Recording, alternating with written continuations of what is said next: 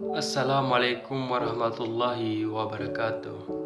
Alhamdulillahirrabbilalamin. Wa bihi nasta'inu ala umuri dunya waddin. Wassalatu wassalamu ala asyrafil anbiya'i wal mursalin wa ala alihi washabihi ajmain.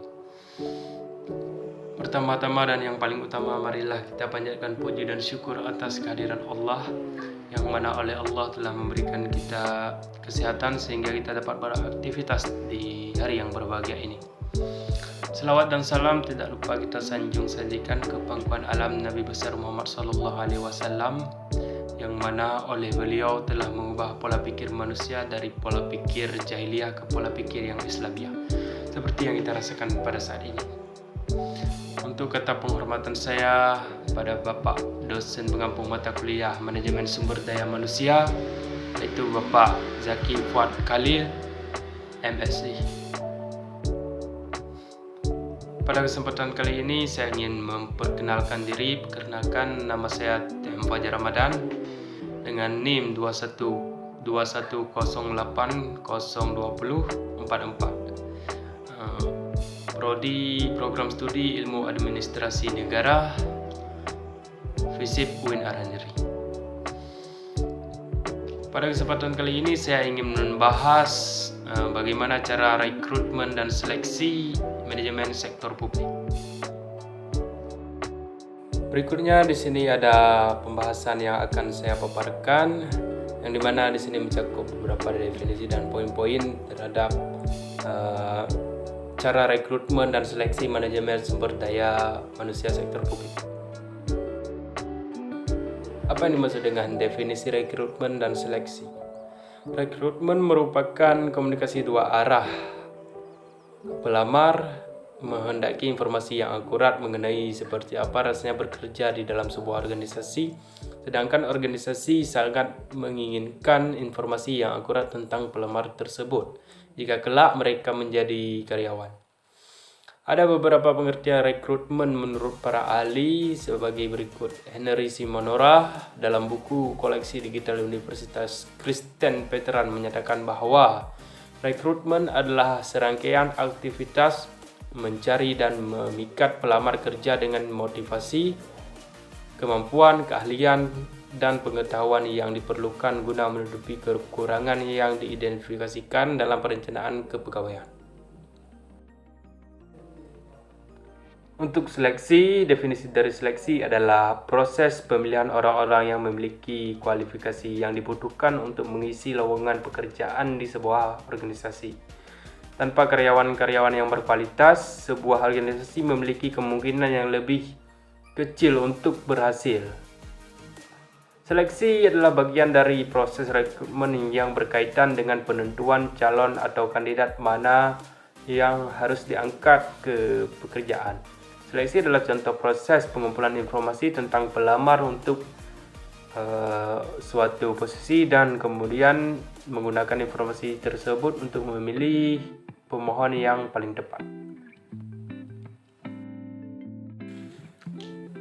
Di sini ada tujuan rekrutmen dan seleksi. Tujuan rekrutmen menurut Henry Simamora, rekrutmen memiliki beberapa tujuan antara lain sebagai berikut. 1. Untuk memikat sebagian besar pelamar kerja sehingga organisasi mempunyai kesempatan yang lebih besar untuk melakukan pemilihan terhadap calon-calon pekerja yang dianggap memenuhi standar kualifikasi organisasi. Adapun yang kedua, tujuan pasca pengangkatan adalah penghasilan karyawan-karyawan yang merupakan pelaksana-pelaksana yang baik dan akan tetap bersama dalam sebuah perusahaan sampai jangka waktu yang masuk akal.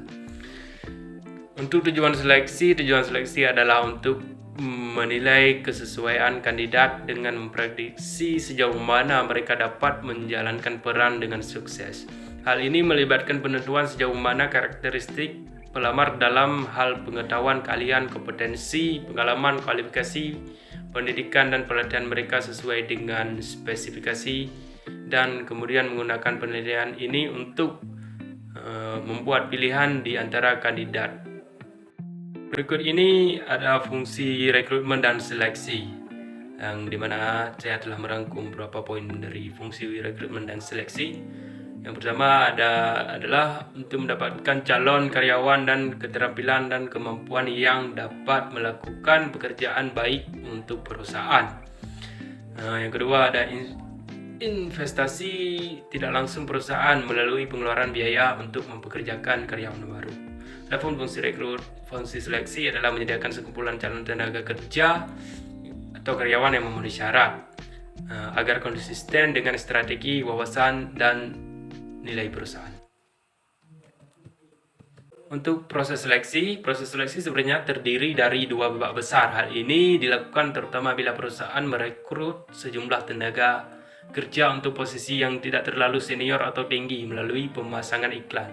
Jumlah pelamar yang mengetahui lewat iklan biasanya lebih banyak dari target yang ditentukan. Maka dari itu kita harus menciut jumlah calon yang akan mengikuti seleksi tahap kedua sampai jumlah tertentu. Sebuah patokan yang dapat digunakan hanyalah berdasarkan logika dan kebiasaan yang dipegang oleh para praktisi. Tujuan dari semua acara atau metode tersebut adalah untuk menggali dan mendapatkan informasi yang dapat diperoleh dari keterangan yang diberikan secara tertulis tentang calon. Semua cara atau metode seleksi akan dijelaskan secara singkat di bawah ini.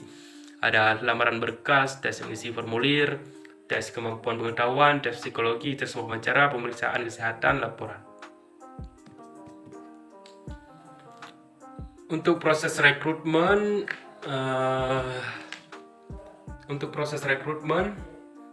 setiap perusahaan pasti ingin proses rekrutmen berjalan dengan baik. Besar harapan pelamar kerja atau kandidat terpilih nantinya bisa berkontribusi memajukan perusahaan mencapai tujuannya. Dan ada juga meningkatkan pendapat secara finansial. Untuk itu perusahaan melakukan rekrutmen dengan beberapa cara agar bagaimana karyawan yang tepat dan berkualitas untuk mencapai visi misi suatu perusahaan. Adapun cara yang dilakukan dalam proses rekrutmen karyawan di perusahaan sebagai berikut. Saya telah mengulasnya, yaitu yang pertama ada mengidentifikasi kebutuhan atau suatu posisi, merencanakan perekrutan, publikasi pengumuman rekrutmen, meninjau lamaran yang masuk, wawancara kandidat berkualitas, dan pilih orang yang berkualitas. Berikutnya ada metode rekrutmen dan seleksi. Ada beberapa macam metode yang dapat digunakan dalam proses rekrutmen. Contohnya metode rekrutmen sumber daya internal dan metode rekrutmen sumber daya eksternal. Dalam proses seleksi penerimaan karyawan baru dikenal dua metode untuk melakukannya, yaitu yang non-ilmiah, satu lagi yang ilmiah. Non-ilmiah yaitu seleksi yang dilaksanakan tidak berdasarkan kriteria standar kebutuhan nyata suatu pekerjaan atau jabatan. Metode ini hanya didasarkan pada perkiraan dan pengalaman saja. Seleksi ini dilakukan tidak berpedoman pada uraian spesifikasi pekerjaan dari jabatan yang akan diisi. Beberapa unsur yang diseleksi berupa surat lamaran, ijazah sekolah, penampilan fisik pelamar, atau surat keterangan kerja.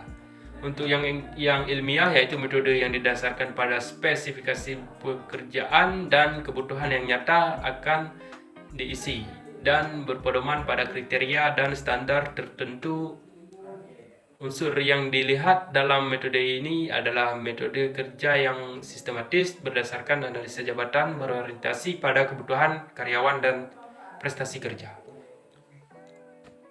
Perbedaan rekrutmen dan seleksi, marilah kita perhatikan tabel berikut ini, di mana ini menjelaskan tentang perbedaan rekrutmen dan seleksi. Di sini rekrutmen secara fungsional. Rekrutmen dilibatkan dengan mengembangkan teknik yang sesuai untuk menarik lebih banyak kandidat. Sedangkan seleksi adalah proses mencari kandidat yang paling sesuai untuk pekerjaan organisasi. Untuk spesifik, fungsi rekrutmen mendahului proses seleksi, sedangkan fungsi dari seleksi dilengkapi dengan melakukan penawaran ayu kepada calon dipilih dengan memberikan surat pengangkatan. Berikut kawan-kawan dapat melihat perbedaan seleksi dan rekrutmen di tabel ini. Mungkin hanya sekian presentasi yang dapat saya sampaikan. Lebih dan kurang saya mohon maaf. Apabila ada salah kata saya minta maaf. Saya akhiri wabillahi taufiq wa hidayah. Wassalamualaikum warahmatullahi wabarakatuh.